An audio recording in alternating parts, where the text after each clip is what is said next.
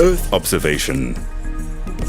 Today, the ability to forecast weather, climate, natural hazards, and ecological issues depend critically on satellite-based observations.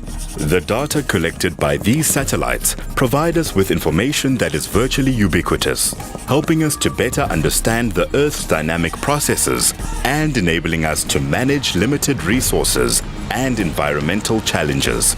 CSIR Miraka Institute hosts a robust Earth observation capability and is developing novel EO services that are making an impact across industry sectors. Our advanced fire information system that detects and predicts fires has recently become South Africa's first space application export, as it will soon help combat Angola's high incidence of wildfire.